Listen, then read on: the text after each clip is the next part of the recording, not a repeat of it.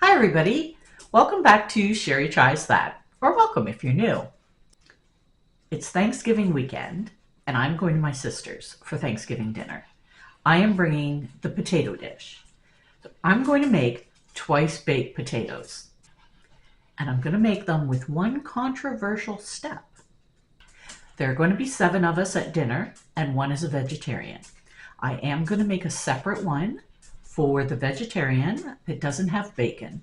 It's easy to accommodate, not a problem at all. You can see how I do that. So come along with me as I make twice baked potatoes and let's see how they turn out. So there are going to be 7 people at dinner. I bought 8 potatoes, so one of them will be my test potato today. The first thing I did was preheat the oven to 400 degrees.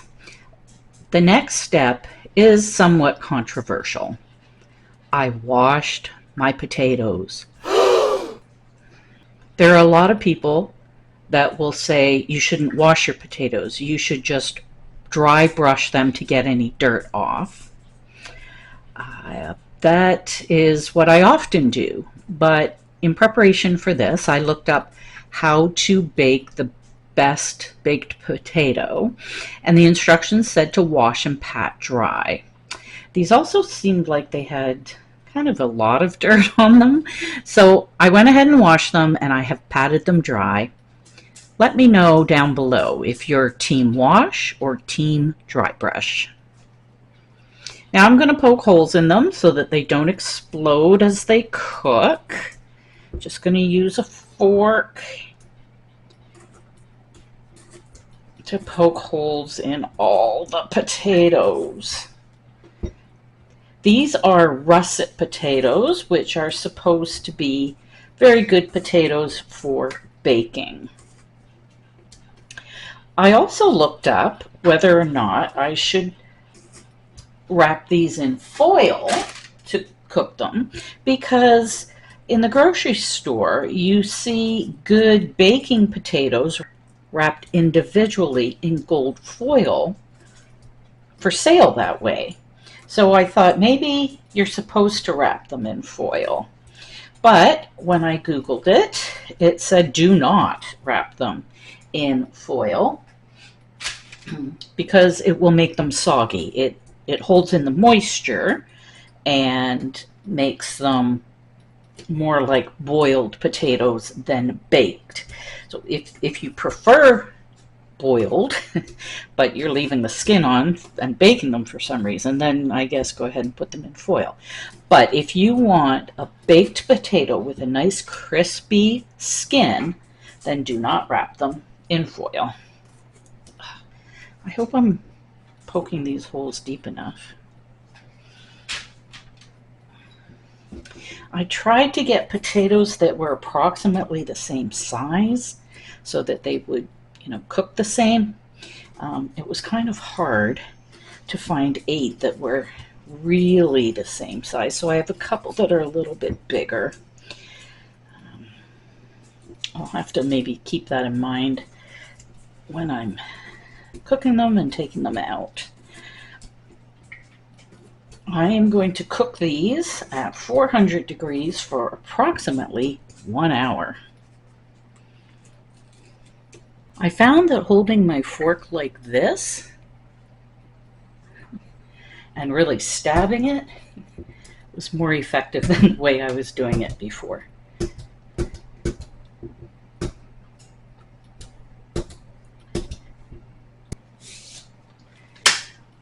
With the potatoes, you can put them either straight on the rack or on a cookie sheet. I don't actually like putting things straight on the rack, so mine are on a cookie sheet lined with parchment.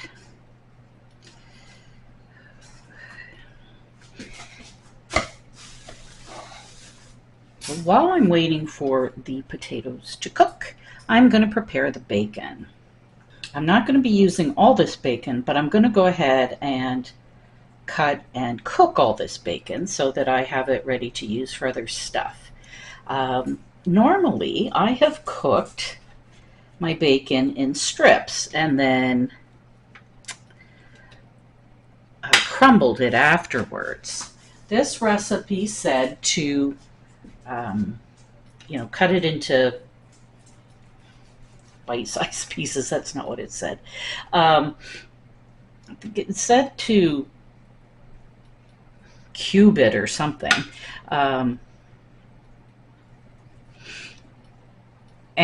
I've not cooked my bacon that way before, and I really like the idea. I think I'm going to like it. So much fat.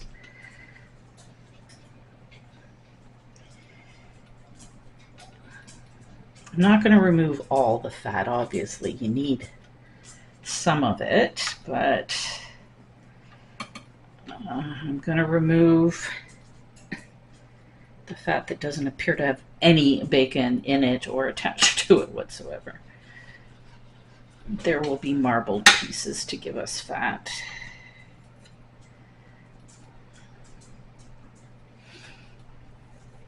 I hate when you think you're buying a package of bacon that looks like it's got a lot of the meat, the bacon part, and then you open it up and like the underside is all fat, or which is kind of what this one looks like, but the label on the package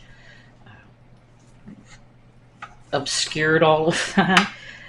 I feel like it's deceptive packaging, which if they do it on purpose, then it is deceptive packaging. Not sure if they position it that way on purpose. I think they do. But nobody's ever gone after the bacon industry about it, so nothing is done about it. That is not the hill that I want to die on, so I'm not going to make a fuss.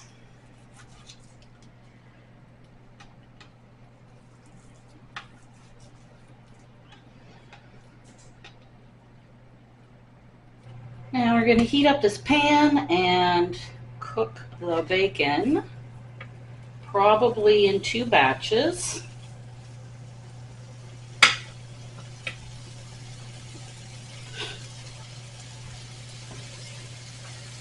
And maybe not. It cooks down so much as it cooks.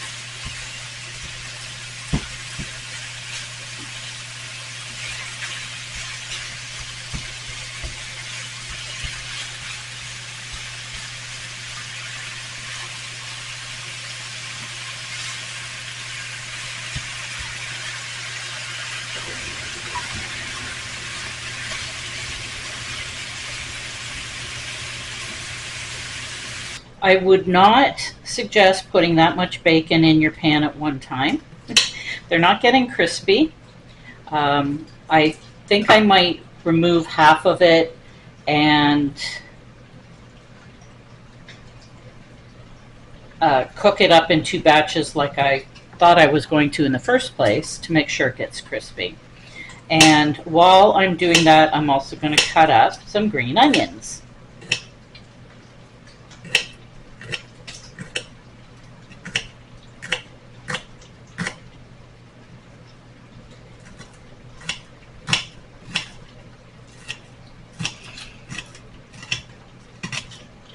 Okay, I've pulled my potatoes out of the oven. Just going to make sure that they're done enough. The fork should go in fairly easily and feel soft inside, and they do. What I'm going to do now is pull out the pieces of bacon that are burnt. You want your bacon to be well done and crispy, but not burnt, because that gives a flavor that not everybody likes and you probably don't want to chance. I've got enough bacon here that I think I can pull out the burnt pieces and still have lots of bacon. The last batch that I put in the fry pan got burnt because it was the smallest batch, and the oil would be plenty heated by that point, having done 3 other batches, so I should have kept a better eye on it and taken it out earlier. Okay, once your potatoes have cooled enough that you can handle them, cut your potato in half, and you're going to scoop out the flesh inside. It doesn't hurt to leave sort of a border of potato there.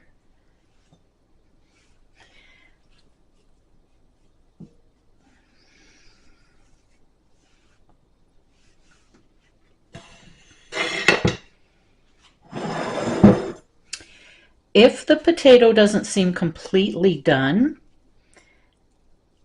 keep in mind that it is going to cook for about another 15 minutes, because after you put everything back in it and then put some toppings on it, you're going to put it back in the oven 350 degrees for about 15 minutes, or you can do 400 degrees for about 10 minutes. Just keep an eye on it. But it is going to cook some more. So if there are parts of this that seem less cooked than, say, the middle, just keep in mind that it is going to cook some more.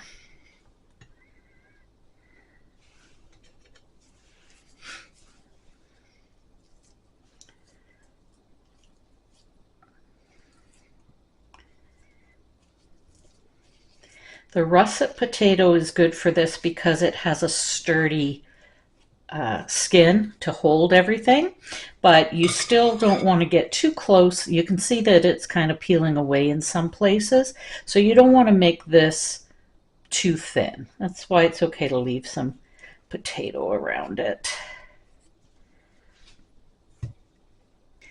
Here's the potato insides scooped out. To this we are going to add 1 cup of milk, 2 cups of sour cream.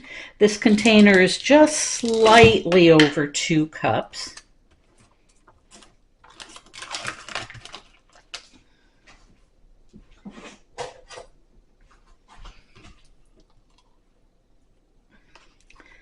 Rather than measure it out, I thought I would save the washing of another measuring cup. Oops.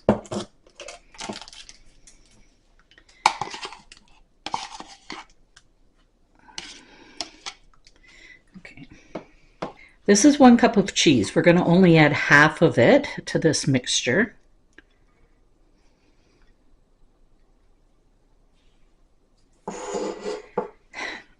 Half of the green onions. Now, I just cut up all the green onions I had.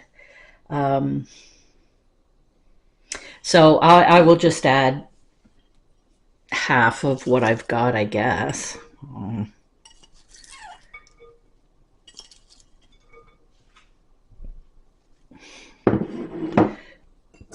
I have a portion in a separate bowl because I've got one vegetarian who's going to be at dinner, and I want to keep hers separate without the bacon. Now we need 8 tablespoons of butter. Hey Siri,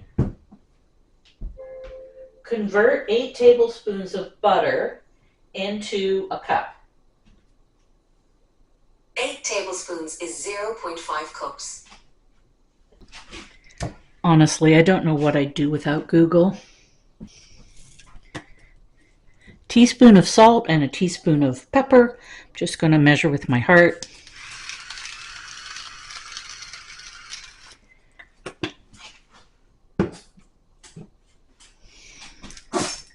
Bless you.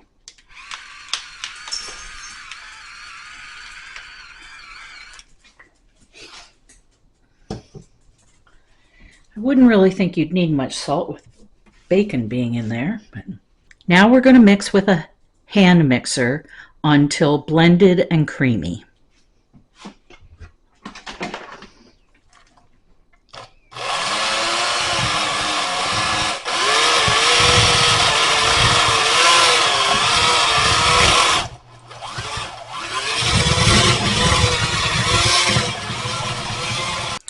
Next, you scoop all of this back into the skins, then top with the remaining, hold on.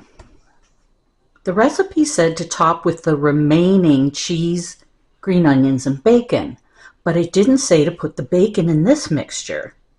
But when I looked at the picture, it looks like the bacon is in there.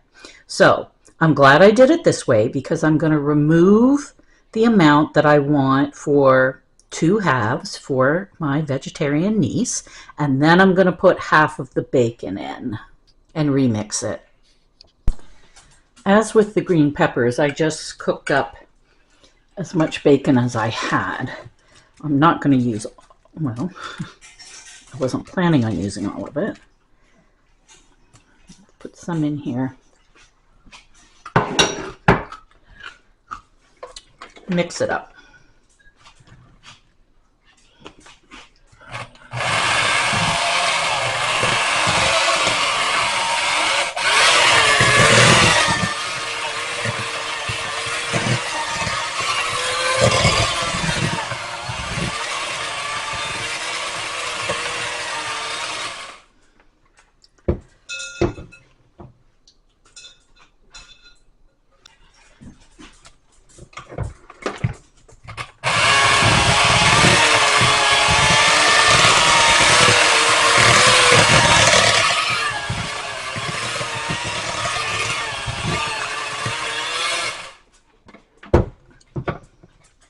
Now you load this into the potato skins, top with the remaining bacon, green onion, and cheese,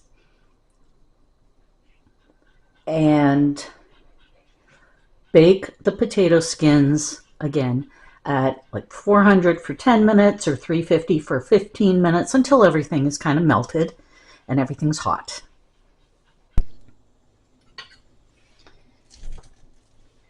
Now we're going to put the filling back into the potato skins.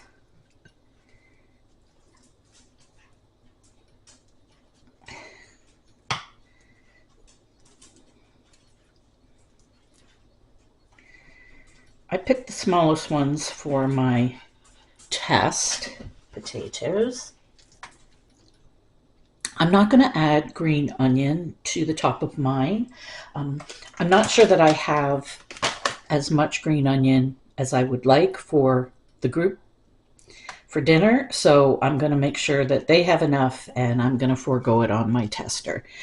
I don't think it'll change the taste that much because there is green onion in the filling. For me to taste test this, I think it'll be all right. Put a bit of crumpled bacon on. I'm not a big onion lover anyway, so I won't miss it. And then we'll put some cheese on top.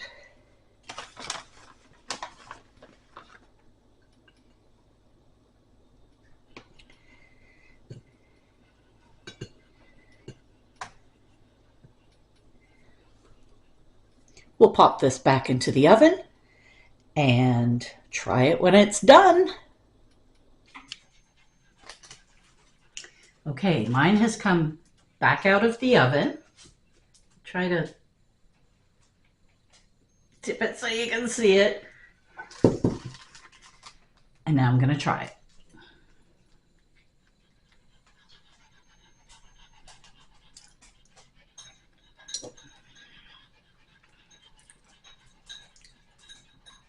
That is good. It's the combination of everything. The sour cream, the bacon, the green onions, the cheese. It just all works so well together. It's so good. And of course the potato is nice and soft, creamy.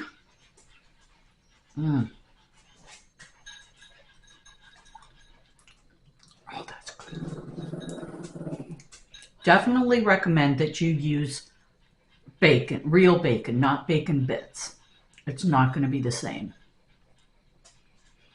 I used a cheddar mozzarella mix, already shredded cheese, and I really like it. I think most recipes call for cheddar, but I think if you wanted to use a cheddar mozza mix, nothing wrong with it. It's good.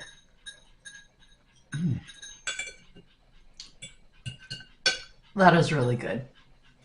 I hope the family likes my twice baked potatoes. I'm not going to.